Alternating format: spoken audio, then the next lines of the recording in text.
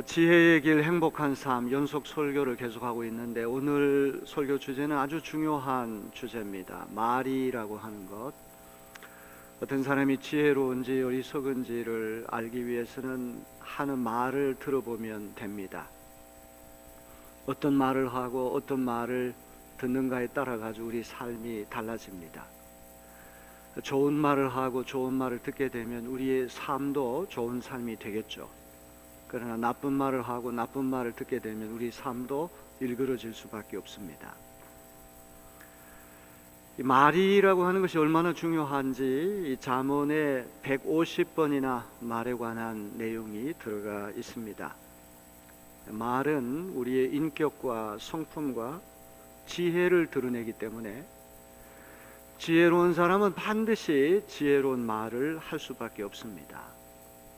하나님께서 우주 만물을 창조하실 때 말씀으로 창조하셨어요. 말씀 한마디를 하시게 되면 어떤 것이 척척 생겨났습니다.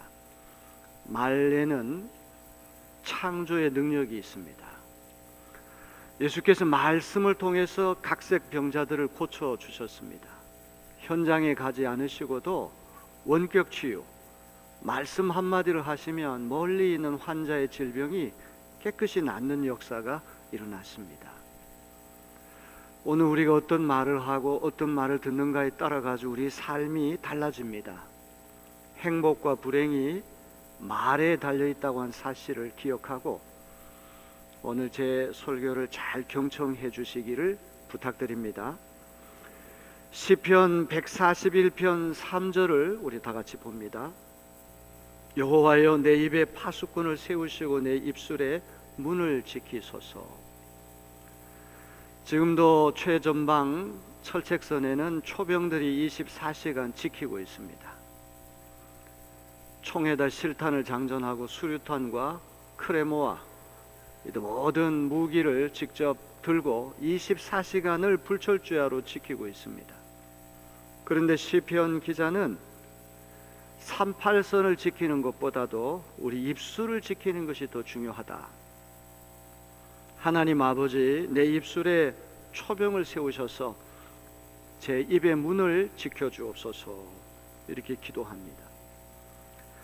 우리 입에서 나오는 말이 살리기도 하고 죽이기도 하고 하나님께 영광을 돌리기도 하고 그렇지 못할 수도 있기 때문에 아무렇게나 말하지 말고 우리 입에서 나오는 말이 살리는 말, 창조의 말, 치유의 말, 위로의 말, 격려의 말 되게 해달라고 초병을 세워달라 이렇게 기도하고 있습니다.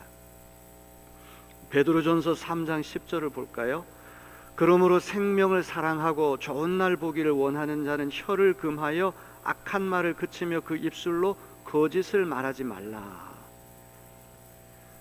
생명을 사랑하고 좋은 날 보기를 소원한다면 슬기로운 말을 해야 된다는 말이죠. 함부로 혀를 놀리면 안 된다는 그런 말씀입니다. 생명의 반대말이 사망입니다. 좋은 날의 반대말이 나쁜 날이에요. 사망을 바라고 나쁜 날을 소원한다면 우리 입에서 나오는 말이 잘못되면 그렇게 된다는 말이죠. 요즘 대통령 선거를 앞두고 후보자는 물론이고 배우자나 가족들이 말을 잘못해서 큰 화를 입는 것을 보게 됩니다. 말의 능력이 얼마나 중요한지 선거판을 통해서 실감하고 있습니다. 사석에서 아무도 듣지 않는다고 생각해서 말을 했는데 기자의 유혹에 넘어가서 너무 쉽게 경솔하게 말을 내뱉어서 그것이 녹취가 되고 온 국민에게까지 알려져서 어떤 후보자에게 큰 타격을 주는 예를 우리는 선거판을 통해서 듣고 있습니다. 며칠 전에 유명한 프로 배구 선수가 악플에 시달리다 못해서 스스로 목숨을 끊은 일이 있습니다. 악플을 다는 사람은 아무 생각 없이 재미로 글을 올릴지 모르지만 당사자에게는 씻을 수 없는 상처가 돼서 그것이 쌓이고 쌓여가지고 결국은 스스로 목숨을 끊는 비극이 일어나고 있습니다. 오늘 봉독한 잠언 18장 20절 21절 다 같이 볼까요? 사람은 입에서 나오는 열매로 말미암아 배부르게 되나니 곧 그의 입술에서 나는 것으로 말미암아 만족하게 되느니라. 죽고 사는 것이 혀의 힘에 달렸나니 혀를 쓰기 좋아하는 자는 혀의 열매를 먹으리라. 죽고 사는 것이 혀의 힘에 달려 있다. 오늘 잠언서 기자는 우리에게 이런 말씀을 주고 있습니다. 수치심과 모욕감을 안겨주는 말 한마디 때문에 살인이 일어납니다. 자살도 하게 됩니다. 심지어 국가 정상끼리 가시돋친 설전을 주고받다가 전쟁으로 비화되는 경우까지도 일어납니다. 이 말이 사람을 살릴 수도 있고 죽일 수도 있다는 말이에요. 잠언서 15장 4절은 따뜻한 말은 생명나무와 같다. 좋은 말은 사람을 살리는 생명나무와 같다. 이것을 기억하고 우리 입에서 나오는 말이 선하고 복된 말이 되어야 할 줄로 믿습니다. 말 때문에 우정이 깨지고 말 때문에 공동체가 갈등과 분쟁에 휩싸입니다. 말을 어떻게 하는가에 따라 가지고 천당과 지옥이 갈리고 살리고 죽이는 일이 빈번하게 일어날 수가 있어요. 잠언서 13장 3절을 봅니다. 입을 지키는 자는 자기의 생명을 보존하나 입술을 크게 벌리는 자에게는 멸망이 오느니라. 해야 할 말과 해서는 안 될 말을 잘 분별해서 슬기로운 말을 하면은 그 슬기로운 말 덕분에 생명이 보존되지만 입술을 함부로 놀리다 보면 그것이 멸망이 된다는 것을 잊지 말아야 됩니다. 잠언에 말에 관한 내용이 150차례나 등장한다고 제가 말씀드렸습니다. 오늘은 그 어느 때보다도 이 성경에 나오는 말씀을 여러분에게 전하려고 해요. 어떻게 하면 우리가 지혜로운 말을 할 수가 있을까요? 말이라고 하는 것은 마음에서부터 오거든요. 인격에서부터 나옵니다. 성품에서부터 나오는 것이기 때문에 아무리 마음에 없는 말을 한다고 할지라도 말을 들어보면 그 사람의 마음 상태를 대충 가늠할 수가 있는 겁니다. 지혜로운 말은 지혜로운 인성과 인품에서부터 나오는 것이기 때문에 먼저 우리의 심령이 하나님이 주시는 지혜로 가득 차야 할 줄로 믿습니다. 그러면 그 지혜가 우리 안에 작동해서 우리가 하는 말조차도 슬기로운 말이 되어서 이웃에게 건덕을 끼치고 선익을 끼치는 아름답고 향기로운 말이 될 줄로 믿습니다. 지혜로운 말은 도대체 어떤 말일까요? 잠언서가 우리에게 들려주는 말씀을 잘 들어보시길 바랍니다. 먼저 지혜로운 말은 나쁜 말을 경솔하게 말하지 않습니다. 말이라고 하는 것을 일단 내뱉으면 제 멋대로 부풀어 올라 널리 퍼져가기 마련입니다. 낱말은 새가 듣고 반말은 쥐가 듣는다 속담이 있어요. 발 없는 말이 천리를 간다 속담이 있습니다. 우리가 농담으로 가볍게 하는 말조차도 금방 부풀려져 가지고 순식간에 사방팔방 번져나갈 수 있는 게 말입니다. 오늘날과 같은 SNS가 발달한 시대에 어떤 사람이 장난기가 있어서 아니면 경솔하게 사악한 마음을 품고 시작한 유언비어가 순식간에 인터넷 바다로 흘러들어가 엄청난 가짜 뉴스로 비화할 수가 있습니다. 자기는 그냥 장난스럽게 쉽게 경솔하게 말을 내뱉었는데 그것이 피해자에게는 비수가 돼서 엄청난 상처를 줄 수도 있다는 말입니다. 우리 야고보서 3장 5절로부터 6절을 다 같이 봅니다. 이와 같이 혀도 작은 지체로 돼 큰 것을 자랑하도다. 보라, 얼마나 작은 불이 얼마나 많은 나무를 태우는가. 혀는 곧 불이요 불의의 세계라. 혀는 우리 지체 중에서 온몸을 더럽히고 삶의 수레바퀴를 불사르나니 그 사르는 것이 지옥불에서 나느니라. 그 성냥개비 하나가 작은 것인데 성냥개비 하나가 산천초목을 잿더미로 만들 수 있듯이 새치밖에 되지 않은 우리의 혀가 인생의 수레바퀴 전체를 불태울 수도 있다는 그런 말이에요. 말이라고 하는 건 능력이 있기 때문에 엄청난 파괴력이 있음을 우리는 한시도 잊지 말아야 됩니다.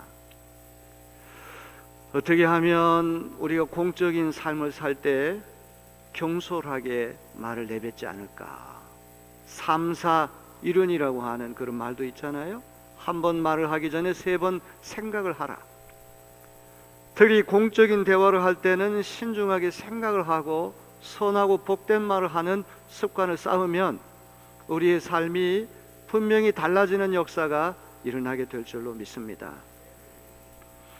죽고 사는 것이 혀의 권세에 달려있기 때문에 말을 슬기롭게 해야 되는데, 잠언이 우리에게 가르쳐주는 또 하나의 지혜는 무엇입니까? 말을 많이 하지 말고 적게 하라는 거예요. 침묵은 금이다, 웅변은 은이다, 이런 말이 있어요. 약속을 잘 지키는 사람들의 공통점이 하나 있는데 함부로 약속을 하지 않는다는 것입니다. 꼭 지킬 만한 약속만 하는 사람이 신뢰를 얻습니다. 대통령 선거를 앞두고 후보자들이 국민의 인기와 환심을 사기 위해서 함부로 공약을 남발하고 있습니다. 막 퍼주겠다고 하는 건데 저런 식으로 퍼주다가 국고가 어떻게 될 것인지 한번 생각해 봤습니까? 공약이 공공의 약속이 돼야 되는데 공약, 빈 약속이 돼버리면 그 뒷감당은 누가 해야 됩니까? 고스란히 국민들이 떠맡아야 할 불행이 아닙니까? 말을 많이 하고 허황된 장밋빛 약속을 많이 하는 사람이 신실한 것이 아니라 약속을 적게 하더라도 꼭 지킬 만한 약속, 그 약속을 하는 이가 신뢰가 높다는 것입니다. 잠언서 10장 19절을 다 같이 봅니다. 말이 많으면 허물을 면하기 어려우나 그 입술을 제어하는 자는 지혜가 있느니라. 어리석은 데다가 말까지 많이 하게 되면 쏟아내는 말마다 화근이 됩니다. 우유를 땅바닥에 쏟을 경우 다시 주워 담기 어렵듯이 우리 입에서 나간 말은 회복되기가 어렵습니다. 되돌리기 어렵습니다. 지혜로운 사람은 말을 많이 하지 않습니다. 대화할 때도 우리가 말을 많이 하면 상대방이 중심이 되는 것이 아니라 내가 중심이 되는 것이죠. 주인공이 내가 되기 때문에 상대방은 작게 되고 나만 자꾸만 확대가 되고 팽창이 되기 때문에 좋은 대화법이 아니라는 것입니다. 회의를 할 때 말을 많이 하는 사람의 말과 평소에 말을 아껴서 하는 사람의 말 가운데 어떤 말이 더 신뢰가 갑니까? 깊이 생각해서 신중하게 말하는 사람의 몇 마디가 말을 많이 하는 사람, 똑똑한 사람의 말보다도 더 무게가 있기 마련입니다. 진리에는 말이 많이 필요한 것이 아닙니다. 진리는 너무나 분명하고 너무나 단순하기 때문에 몇 마디만 해도 충분합니다. 진리가 아니기 때문에, 진실이 아니기 때문에 현란한 수식과 복잡한 설명이 필요하게 되는 것이죠. 말의 사용에서 또 하나 잠언이 가르쳐 주는 것은 말을 하기 전에 먼저 잘 듣는 사람이 되어야 한다. 상대편이 말을 다 끝내기도 전에 섣불리 판단하고 섣불리 결정하는 것, 이거 대단히 위험한 일이라고 성경은 가르치고 있어요. 어떤 사람이 하는 말을 왜 끝까지 들어보지 않고 중간에 말허리를 자르고 판단을 합니까? 오만하기 때문에 그런 것이죠. 편견이 있기 때문에 그런 것입니다. 잠언서 18장 13절을 다 같이 봅니다. 사연을 듣기 전에 대답하는 자는 미련하여 욕을 당하느니라. 자초지종을 한번 다 들어보고 전후문맥을 한번 다 따져보고 판단을 해야 되는데, 말이 다 끝나기도 전에 판단을 하고 결정을 해버리면 그것이 일을 그르칠 수가 있다는 말이죠. 지혜로운 말은 어떤 말입니까? 항상 진실과 진리만 말하고 들을 수 있는 입과 귀가 되는 것입니다. 어떻게 하면 이웃을 세워주고 건덕을 세우는 말을 할까? 법정에서 거짓 증언을 해가지고 무고한 사람이 실형을 사는 경우가 있지 않습니까? 평소에 우리가 내뱉는 말이 날카로운 무기가 돼서 이웃을 살상할 수 있다는 사실을 우린 잊지 말아야 됩니다. 잠언서 12장 17절로부터 19절을 봅니다. 진리를 말하는 자는 의를 나타내어도 거짓 증인은 속이는 말을 하느니라. 칼로 찌름같이 함부로 말하는 자가 있거니와 지혜로운 자의 혀는 양약과 같으니라. 진실한 입술은 영원히 보존되거니와 거짓 혀는 잠시 동안만 있을 뿐이니라. 어떻게 하면 진실과 진리만 말하고 어떻게 하면 진실과 진리만 들을 수가 있느냐? 이거 지혜가 있느냐 없느냐, 거기에 이제 걸려있는 문제입니다.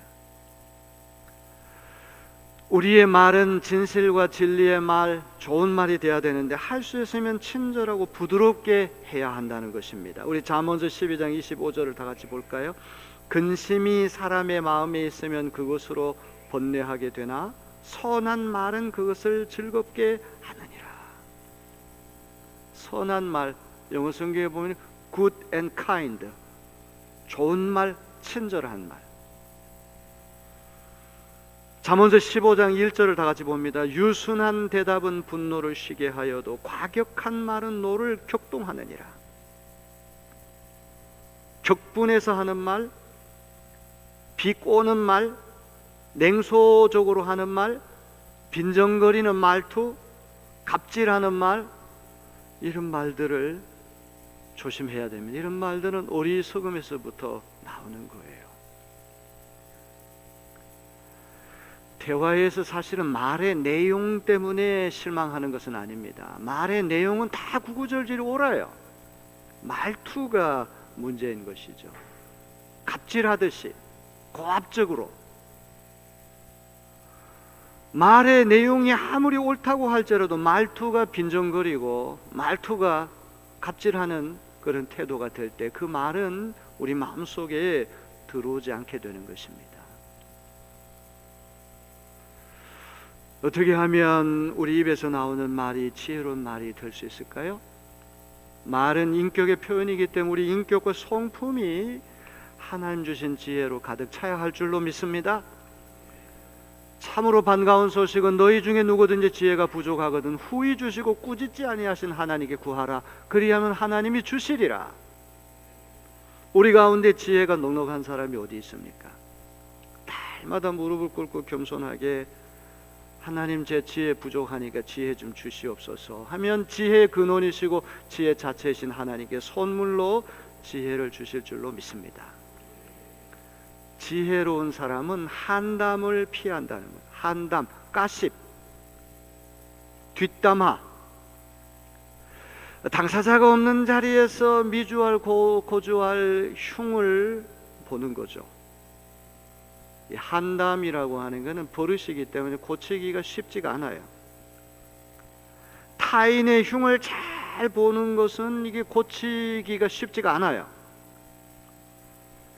당사자가 없는 자리에서 그 사람의 약점이나 비밀을 누설한다면 자기는 그냥 장난기로 재미삼아서 했을지 모르지만 그 사람에게는 치명적인 상처가 될 수 있습니다. 반드시 그 흉 본 것이 당사자의 귀에 들어가 관계가 깨질 수밖에 없습니다. 잠언서 11장 13절 말씀을 들으십시오. 두루 다니며 한담하는 자는 남의 비밀을 누설하나 마음이 신실한 자는 그런 것을 숨기느니라.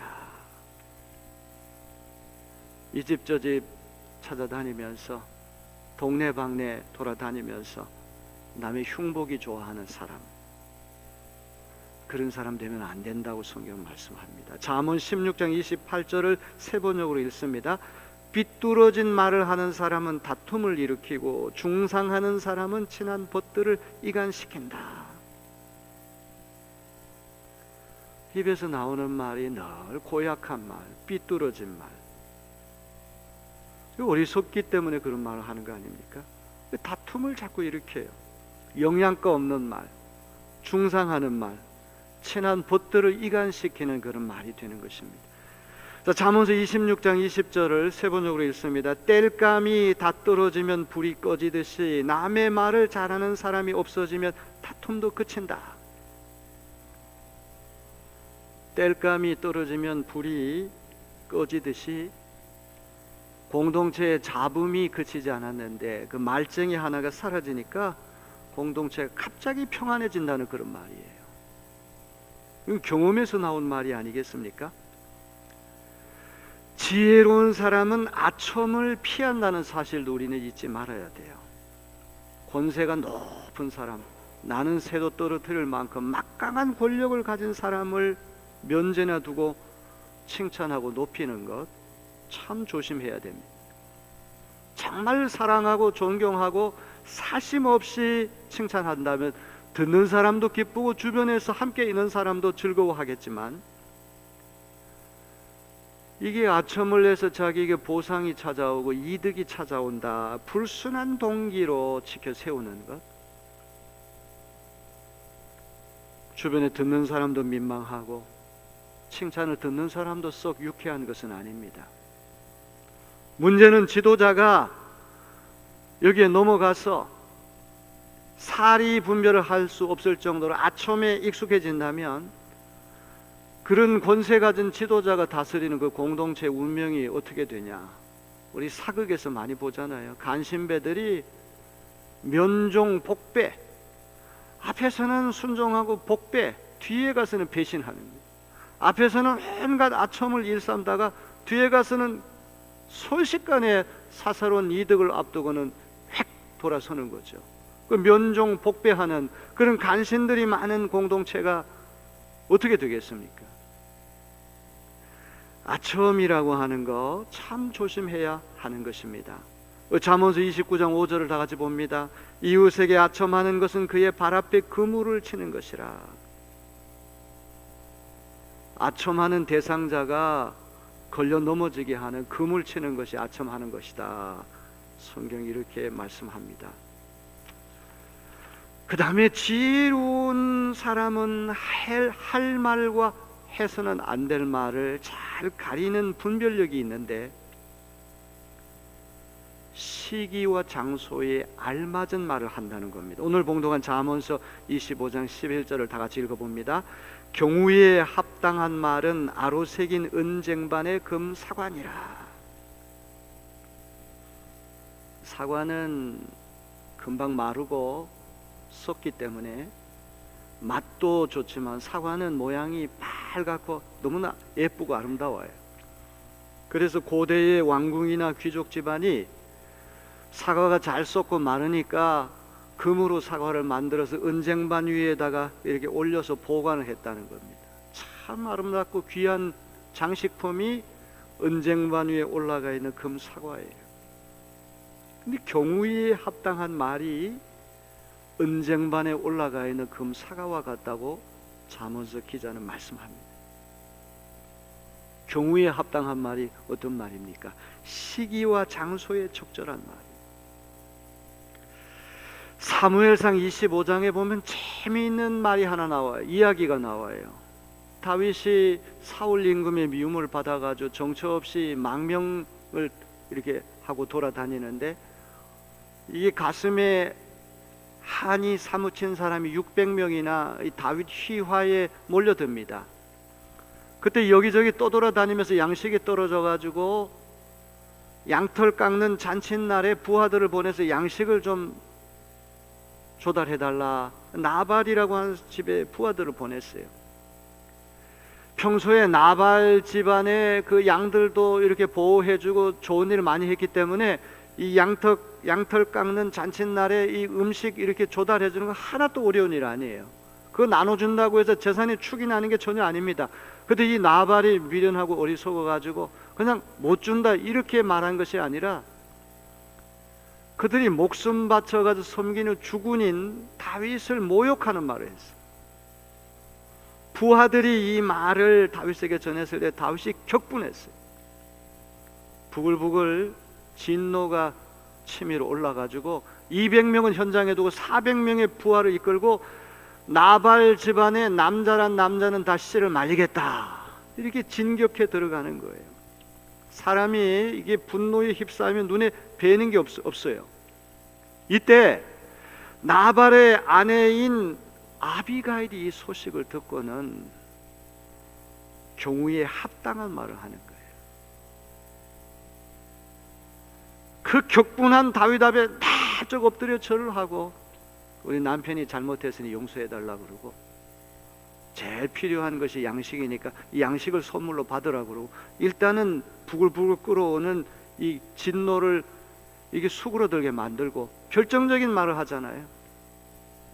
지금 이렇게 화가 난다고 해서 죄 없는 사람을 살상을 하면 양민을 학살하는 경우인데, 앞으로 임금이 될 분이 두고두고 전과가 되는 일 아닙니까? 광주에서 시민들을 학살해가지고 어떤 대통령 한 분은 두고두고 역사에 지금 죄인이 되고 있지 않습니까?